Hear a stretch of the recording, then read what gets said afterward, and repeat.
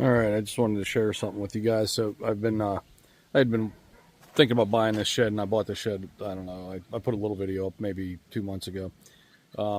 Seen a lot of talk about doing the used motor oil and diesel fuel mix, approximately 50-50. I found that with the Hudson sprayer that I got off of Amazon over there, right there, 2-gallon Hudson. 50-50 actually doesn't work super well. 50-50. The oil is still a little bit too thick, and my oil's kind of a hodgepodge of stuff, but I don't have a diesel anymore, so I don't have any diesel oil, which is even thicker yet. So what I wanted to show you was the Amish rough cut shed, and so the front wall, that back or side wall, and then the back wall's done. I ran out of juice to do this. I have a little bit left in my bottle. I got to do the peaks on the side, but so you can see it does not significantly change the color of the wood. I soaked it with the sprayer, like pretty much like cascading fluid down, making sure that it was very wet. You could see, I believe you can tell by the doors, like the insides of the doors aren't done right, but it does not make it black by any means. Now I changed my oil at the furthest 5,000 miles, so my oil's never real dirty. Maybe if you had a diesel oil with soot in it, which I personally wouldn't like. I like this a lot. But so one of my questions in my own head for this was, I wonder how well the diesel fuel and oil permeates the wood. What are the properties of wicking that would draw it into flaws, cracks, crevices, nail holes, anything to that effect? Well, so we sprayed this front wall yesterday, and I sprayed some of that side wall yesterday. Now here is a little bit of proof that the diesel and oil soaks in probably better than store-bought stuff. So here, if you look by my outlet here, so you can see natural defects in the wood. You see what's happening there? That's the oil and the diesel coming through. Get real close here. You see the cracks? So that was one time spraying. And let me go over this way. I'm going to turn a light on in here, actually.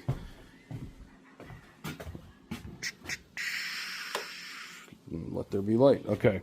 So over here, let me turn on this light. This is my shower room here. We did a shower room in the shed. I'm using a Gasland propane instant water heater. It runs on 3D batteries up in this bottom compartment right here.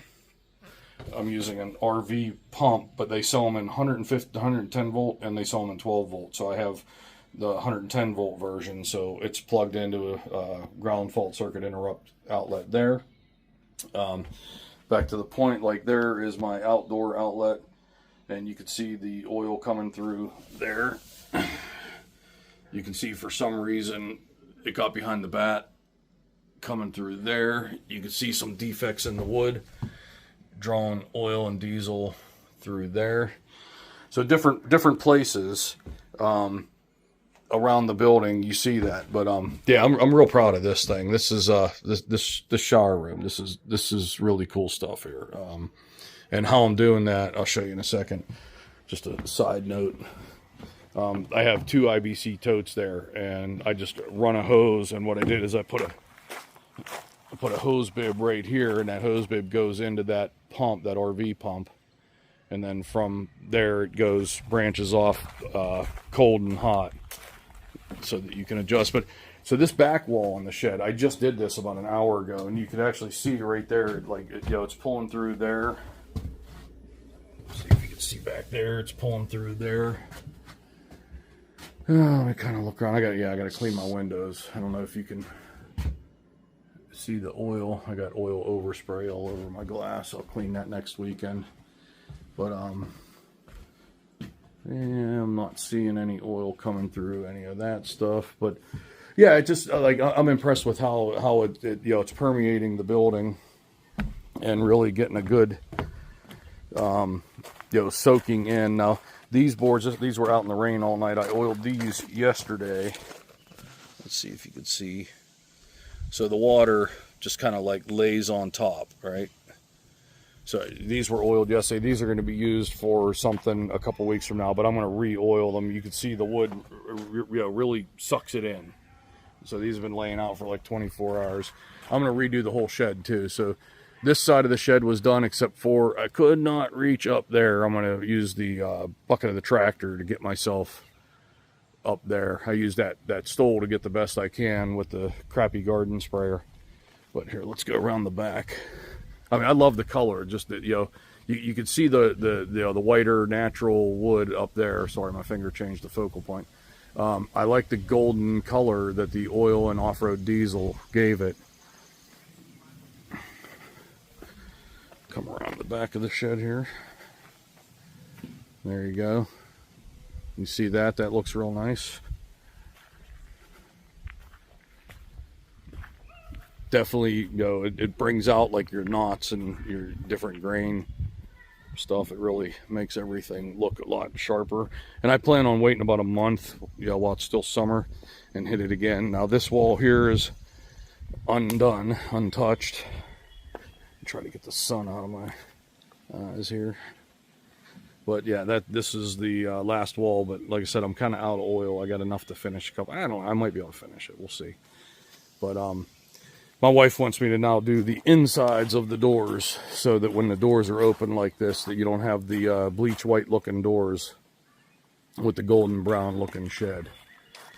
But yeah, overall, my wife and I are both extremely happy with how it turned out. And yeah, it's messy. Yeah, it smells. From everybody that I've seen YouTube videos about it, you know, most people claim that, you know, after about 2-3 weeks, the smell is either completely gone or just about gone. Hopefully this will, you know, waterproof the wood, keep wood boring insects out, you know, uninterested in it.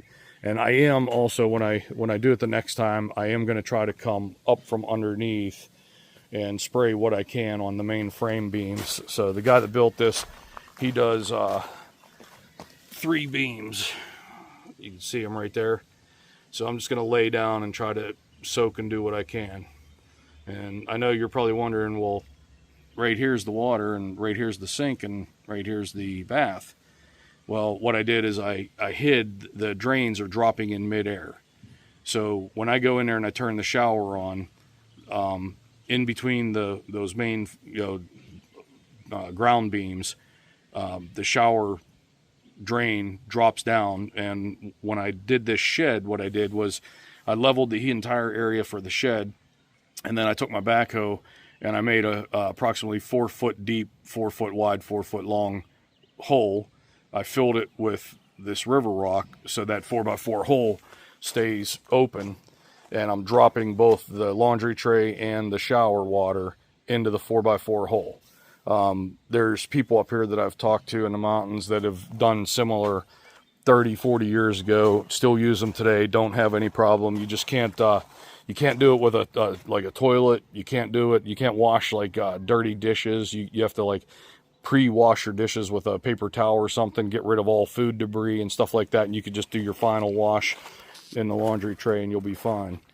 But yeah, we did that. I'll show you a couple other things I did real quick. So we did bury our wiring. We ran a 20 amp breaker, 3 20 amp breakers to the shed. So there's a 20 amp breaker just doing the shower room. There's another 20 amp breaker doing the lights and outlets, and then there's another 20 amp breaker doing a separate outlet for the refrigerator. Then we got a 66-inch commercial outdoor rated ceiling fan, so that's that. I have the spool of wire hanging there because we're planning either next year or the following year, we're going to rip this deck off, rip this wall out. We're going to push this wall 10 feet to your left right now, basically to the end of the deck. Then we're going to push the deck 10 feet past that. And we're going to do that with this front wall, and that side wall is going to go 10 feet that way. Then we're going to do the deck is going to be a 3-side wraparound deck. So you're going to end up walking from this deck all the way around that far side of the building, having a 10-foot deck, 10 foot deep. and you're going to be able to walk around the building and come to a 10-foot deck that's going to end up starting at this corner instead of the half deck. And we'll have this 3-side wraparound deck all covered, with the building going from 20 foot by 20 foot square to being 30 foot by 30 foot on the first floor. You'll still have your bunkhouse up there that'll be the original 20 by 20. So these are my IBC totes. They're, you know, simple. You buy them. I forget what I paid for them. Around $100 a piece for them. You put a cover on them. Run your water in. I go to a spring. I take that in the bed of my truck. I made up a flex hose from like swimming pool hose that slides into the spring outlet, and I fill this up. Takes about 15 minutes. I bring it here. My Super Duty's high enough that I can gravity feed that into the IBC totes. It takes 2 of those to fill 1 IBC tote. I put a quart of bleach in the water, and then run this water in there, and I do have a filter hiding in there behind the laundry tray. So that takes care of my water, my showers, all that stuff. But we also then buried this 3rd leg on the left. We buried that and ran over to there. And this used to have a suicide cord. The original builders of this had a male that plugged in there. And then this is our main power. We have a 200 amp service here. Give me a second here. I'm trying to do this one-handed. So we have 200 amp service here. So what they did was they would plug a extension cord into one of these 4 outlets, run it on the ground, and plug the other male end in up there. And I thought it was dangerous. I didn't like it. So when my buddy, the electrician Chris, was here, we trenched this out also, buried all this stuff with conduit. And used to be when you walked into the outhouse, you had to pull the strings on your lights. Okay, so we have 3 lights. You have one here in front of your mirror, and then you have one back here over the poop hole, which we varnished. We sanded and varnished that. We sanded and varnished all this plywood and this plywood so that you have areas that are able to be disinfected now. But you also now permanently have its own breaker for this. So that's kind of what's been going on with our weekends. We've been doing this for about a year now up here messing around. I did ripped some rotten trim off of these back windows. I got some oiled wood up. We brushed that oil out on the sawhorses and got it up here. I'm going to let it dry for about a week, and then I'm going to caulk all around everything and try to do a good job here sealing it. I did that one and that one. I still got to do those 2 up there in the loft, and then there's 4 more up front that eventually this is all going to be board and bat like the shed. I'm going to probably hire like an Amish crew to come up here, and I'll do the addition, and then I'm going to have them just board and bat the whole damn thing. And I'll re-insulate and redo the inside and re-trim all the windows and all that. I should be able to reuse all this trim. But yeah, they're Anderson windows, but they're, you know, Anderson's a good window, but they are 40 years old, and pull them out, reseal them, set them back in correctly. I forgot about these 2 windows here need done. So there's the 4 in the front. You got 2 there, the door. There's 2 up top. They need all retrimmed out. So that's 4, 6, and then I forgot about 2 more on the back wall. We have a chimney here. I'm going to rip the chimney out. We're not going to use a wood burner. I'm going to probably put a mini split or a blue flame or something. So when I'm doing the extension and kicking this wall, I'm going to kick this wall out 10 feet, that chimney's going to end up going away. We're going to just get rid of that. So, yep, that's what we're doing. That's what our fun's been, is just every weekend we work. But it's better than nothing. All right.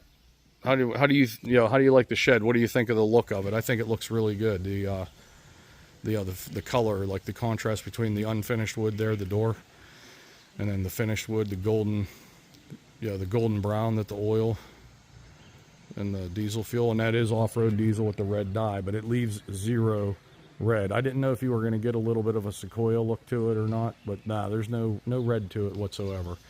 And like I said, my opinion is this worked really well. It wasn't super hard. Yeah, it's oily, it's messy, it's stinky, but I'm going to wait a month and do it again. I'll soak that wood again. And I think then it should be good to go for an awful long time. Hey guys, thanks. Subscribe if you like the things I put on. I don't put stuff on too often, but when I do, I think it's something somewhat interesting. And there's our yard, by the way. There's people across the way there playing. But we have a fire pit here where there's another fire pit around back. I got that pile of dirt. I got to use the Kubota and lose that dirt somewhere. I need to build a wood shed. That's another thing that needs done. This old thing that you see right there, that's been there for a long time. It's kind of collapsing, but I need to do something a little bit fancier. But we'll get there. We'll get there, man. It all takes time and it all takes money, and there's only so much of each, right? I'll show you real quick the see if you can tell the trim. All the trim's getting kind of, paint's peeling on it, but the wood's all getting soft. It's all, this was built in about 1986.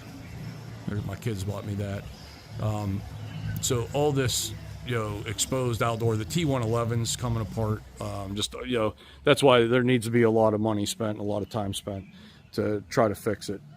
But yeah, hey, thanks for watching anyways. And, check back. I'll post something else whenever I think we got something worthy of posting. All right, guys, thanks. Goodbye.